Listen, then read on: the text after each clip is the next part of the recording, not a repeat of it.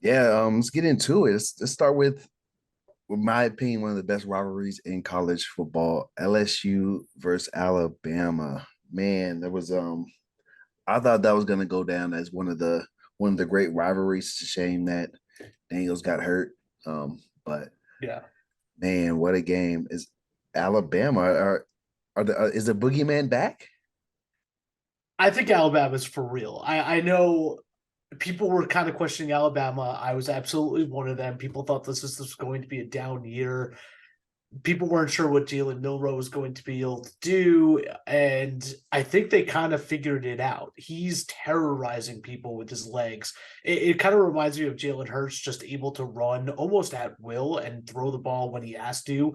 And I mean, he still could complete passes downfield. He still could do everything, but they didn't really have an answer. They could not contain him. They didn't put a spy on him all game for some reason. So couldn't really figure that out. But I mean, Alabama's for real, and they're back, and I think they have a really legitimate shot of winning the SEC, and that's going to upset a lot of people.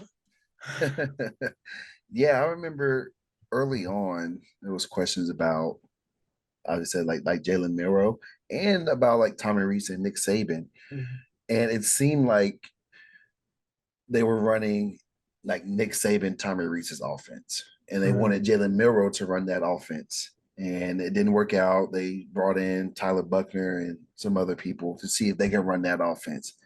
Wasn't going to work. Shout out to Nick Saban. I mean, he just, no matter what his quarterback is, what he can and can't do, he builds offense around that quarterback, whether it's Mac Mhm. Jones, whether it's Tua, Jalen Hurts. Now it's Jalen Milroe. They're running the ball. They don't need to pass. It seems like.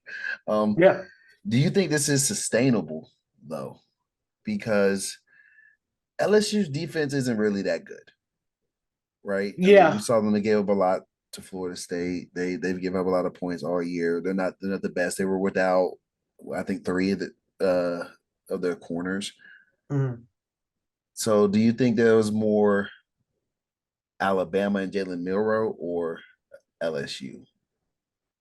I'm gonna go against my better thought and say that I think it's actually just Alabama being good. I think, like you said, I think they tried to install a Tommy Reese offense, and then credit to them, they kind of realized that they just have the best players on the field, and if they just allow them to do what they're good at, they're going to be successful. And I think Alabama did look very good. I know LSU's defense isn't phenomenal. I mean, they gave up like 50 to Ole Miss, so it's not really that crazy, but Alabama did look good holding down LSU, even though 28 points isn't nothing. But I mean, Jaden Daniels is a legitimate Heisman Trophy candidate, and they were able to just outscore them, which is kind of wild to say.